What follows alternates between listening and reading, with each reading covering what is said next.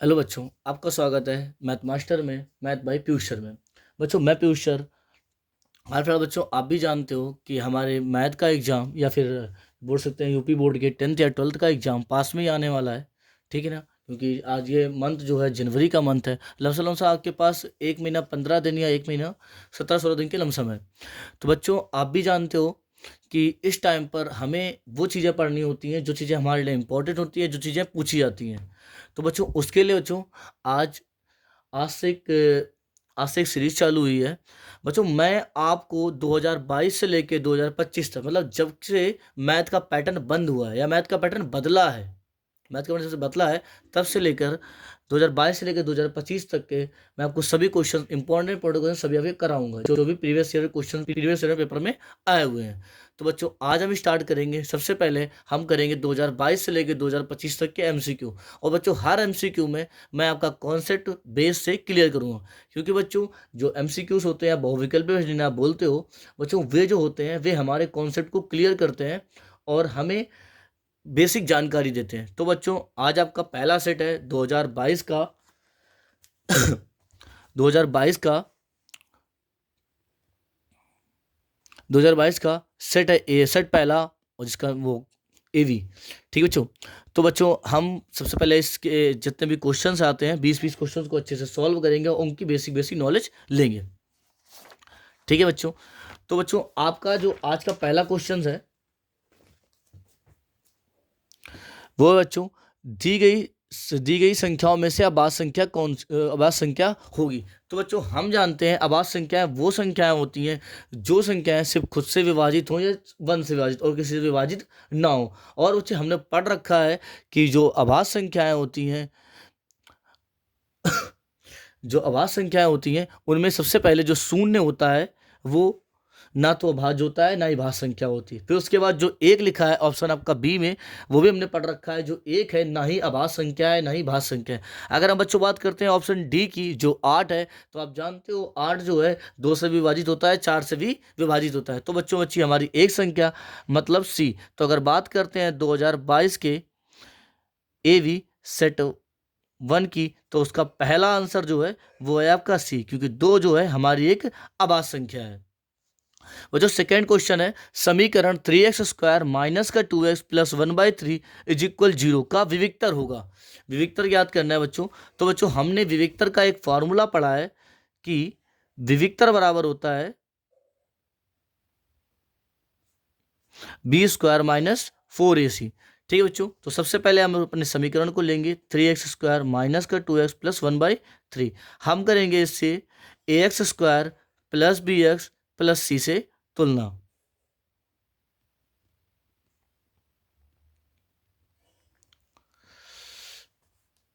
ठीक है बच्चों। तो बच्चों, हम जानते हैं जो x² के साथ होता है वो a होता है, तो a इक्वल टू 3 आ जाएगा बच्चों। b बराबर आएगा -2 और c बराबर आएगा 1/3। ठीक है बच्चों। हमें इनकी जरूरत तुलना हमने क्यों की, क्योंकि हमारा फार्मूला होता है b² माइनस 4ac, तो हमें इनकी जरूरत पड़ती। ठीक बच्चों, डायरेक्ट फार्मूले पर आते हैं। d इक्वल टू, बेटा बच्चों विविक्तर को d से रिप्रेजेंट करते हैं। ठीक है, b² माइनस 4ac।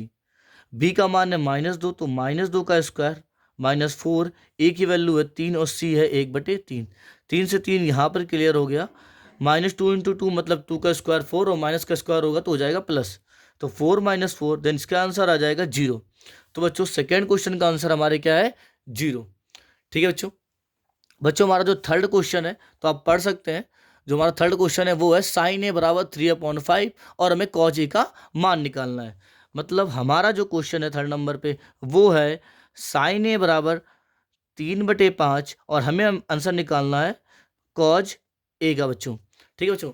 तो बच्चों, इसके निकालने की सबसे पहले बच्चों बात करते हैं 3/5 की। तो यहाँ पर दो तरीके से आप कर सकते हो। आप या तो a का मान निकाल लो, मतलब आप कोण का मान निकाल के भी कर सकते हो कोण की वैल्यू निकाल के, या फिर बच्चों आप इसे लिख सकते हो लंबटे कर्ण।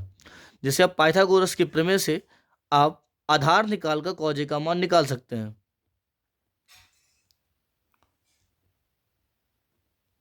प्रमेय से जो होती है बेटा, कर्ण स्क्वायर बराबर लंब स्क्वायर प्लस आधार स्क्वायर। ठीक बच्चों। बच्चों आते हैं कर्ण की, तो कर्ण हमारा 5 है, लंब हमारा 3 है और आधार हमें दिया नहीं गया और आधार हमें निकालना है। और आधार हमें क्यों निकालना है? क्योंकि बच्चों हम एक चीज को जानते हैं कि बच्चों कॉज ए बराबर जो होता है वो होता है आधार बटे कर्ण। कॉज ए का मान क्या? आधार बटे कर्ण। तो हमें आधार की जरूरत है, इसलिए हम निकालेंगे आधार। तो बच्चों 5 का स्क्वायर होता है 25, 3 का स्क्वायर होता है 9 और ए का ए स्क्वायर। 9 इधर प्लस में इधर जाएगा, माइनस हो जाएगा, तो 25 माइनस 9 बराबर ए स्क्वायर। तो आप लिख सकते हो ए स्क्वायर बराबर 16। तो आप लिखोगे ए बराबर 4। अब हमारा आधार आया है 4, तो हम लिख सकते हैं कॉज ए बराबर 4/5। ठीक बच्चों, तो इसका आपका जो क्वेश्चन सही है वो है आपका बी नंबर 4/5। ठीक है बच्चों, अब आते हैं चौथे क्वेश्चन पर। तो बच्चों इसका जो चौथा क्वेश्चन है, चौथा क्वेश्चन बच्चों आप पढ़ सकते हैं। चौथा क्वेश्चन लिखा है 3, 4, 6 तथा x का समांतर माध्य 5 है तो x का मान होगा। मतलब 3, 4, 6 तथा x का समांतर माध्य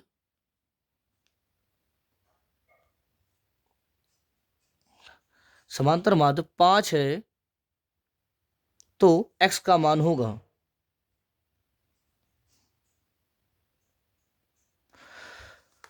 तो बच्चों हमने एक फॉर्मूला पढ़ा है, समांतर माध्य बराबर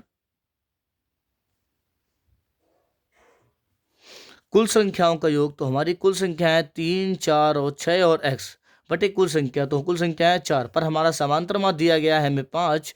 तो 5 बराबर, अब इन्हें जोड़ोगे तो 4, 3, 7 और 7, 6, 13। 13 प्लस x बटे 4। x को हमें अकेला करना, तो 4 को हमने इस तरफ भेजा। तो 5 गुणा 4 बराबर 13 प्लस x। 5 को 20 बराबर 13 प्लस x। तो हम x बराबर लिख सकते हैं, इधर प्लस का इधर जाएगा माइनस का, 20 माइनस 20। तो x बराबर आंसर आ जाएगा 7। ठीक बच्चों, तो इसका हमारा आंसर आ गया है सी, जो है x बराबर 7। ठीक बच्चों, इसी अकॉर्डिंग हम पांचवा बच्चों क्वेश्चन पढ़ेंगे। तो पांचवा बच्चों क्वेश्चन जो लिखा है हमारा वो है 2 बिंदुओं 2,3, कुछ बिंदु दिए गए हैं जो है 2,3, 5 नंबर बिंदु हैं 2,3 और 4,1 के बीच की दूरी निकालनी है हमें। क्या निकालनी है बच्चों? दूरी। ठीक है बच्चों, तो हम बात करेंगे दूरी निकालने के लिए। तो बच्चों सबसे पहले सवाल जो है ये हमारा निर्देशांक ज्यामिति का है। तो बच्चों इसके अंदर हमने एक दूरी बराबर एक फार्मूला पढ़ा था, d = x2 माइनस x1 का whole square plus y2 minus y1 का होल स्क्वायर। बच्चों मैं आपको एक बात बता देता हूँ, ये कभी किसी बुक में फार्मूला जो लिखा होता है वो x1 माइनस x2 का whole square plus y1 minus y2 का होल स्क्वायर लिखा होता है। तो आपको परेशान होने की कोई बात नहीं है, ये वाला फार्मूला हो चाहे वो फार्मूला हो, दोनों ही सेम होते हैं, या फिर दोनों की वैल्यू जो है वो सेम आती है। तो जो हमारा जो 2,3 है ये हमारा x1 हो जाएगा, ये हमारा y1 हो जाएगा, ये हमारा x2 हो जाएगा, ये हमारा y2 हो जाएगा बच्चों। ठीक है बच्चों, अब इनके मान हम यहाँ पर रखेंगे तो रूट x2 का मान जो है वो हमारे 4 है, x1 का मान हमारे 2 है का होल स्क्वायर प्लस y2 का मान हमारा 1 है, y1 का मान हमारा 3 है का होल स्क्वायर। बच्चों आप देख सकते हैं 4 - 2 मतलब 2 का स्क्वायर, 1 - 3 मतलब -2 का स्क्वायर। तो 2 का स्क्वायर करेंगे 4 और माइनस का करेंगे तो प्लस हो जाएगा, 2 का स्क्वायर भी 4, 4 4 8। तो बच्चों 8 को हम बच्चों लिख सकते हैं 4 × 2, क्योंकि हमें पता है √4 की वैल्यू होती है 2, तो इसका आंसर आ जाएगा 2√2। तो बच्चों इसी अकॉर्डिंग पांचवें नंबर का जो आंसर है वो है 2√2। ठीक बच्चों, अब आते हैं हम छठे नंबर क्वेश्चन। छठा नंबर क्वेश्चन कह रहा है यदि द्विघात समीकरण x², यदि द्विघात समीकरण x² माइनस का 2kx, x² माइनस का 2kx माइनस का 6 बराबर 0 है और इसका एक मूल क्या है? 3 है। तो k का मान ज्ञात कीजिए। मतलब उसने बोला जाए तो x बराबर 3 दे रखा है और हमसे k का मान पूछा है, तो हम रखेंगे x की जगह पे 3। तो यहाँ हो जाएगा 3 का स्क्वायर और 2k × 3 minus is equal to 0।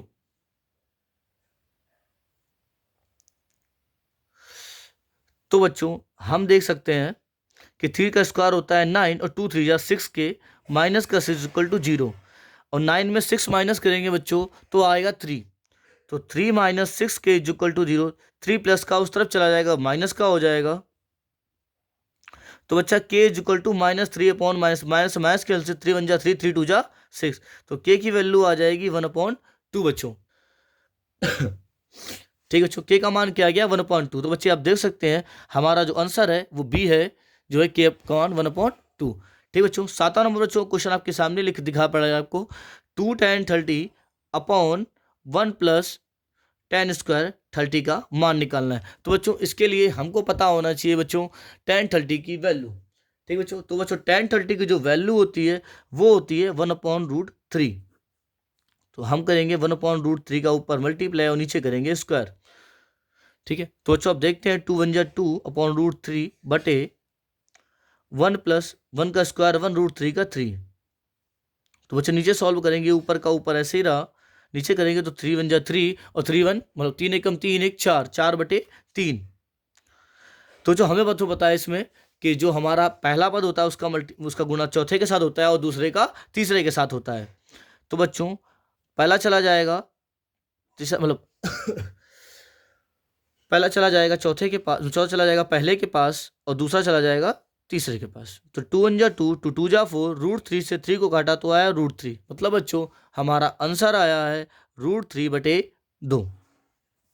तो बच्चों किताब में जो हमारा आंसर ठीक होगा वो होगा √3/2। ठीक है बच्चों, अब बात करते हैं क्वेश्चन नंबर 8 की। तो बच्चों क्वेश्चन नंबर 8 जो है आपका वो है 12 व्यक्तियों के भार का समांतर माध्य जो है आपको 45.6 किलोग्राम दिया गया है, उनके भारों का योगफल ज्ञात करना है बच्चों। तो बच्चों है ऐसा कि आपको 8 नंबर में दिया गया है 12 व्यक्तियों का समांतर माध्य, जो 12 व्यक्तियों के भार का समांतर माध्य, 12 व्यक्तियों के भार का समांतर माध्य। समांतर माध्य बराबर आपको दिया गया है 45.6 किलोग्राम। ठीक है, और आपको निकालना है इनके भारों का योगफल। तो बच्चों हमने पढ़ा है समांतर माध्य बराबर फॉर्मूला क्या होता है, कुल संख्याओं का योग ठीक बटे कुल संख्या बराबर हो जाएगा 45.6। तो बेटा कुल संख्याओं का योग की जगह पे यहां पर हम ये भी लिख सकते हैं कि 12 व्यक्तियों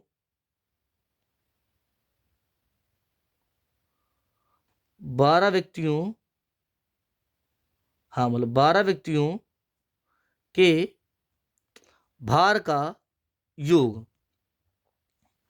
बटे 12 बराबर दिया गया है 45.6। तो 12 आउट को वहां चला जाएगा, तो 12 व्यक्तियों के भार का योग आ जाएगा 45.6 गुणा 12। तो हम करेंगे 12 गुणा, तो 12 छंग 72 के 2 हासिल लगा 7, 12 पंचे 60, 60 और 7 होगा 67 के 7 हासिल लगा 6, 12 चौक 48, 48 और 6 होता है 54।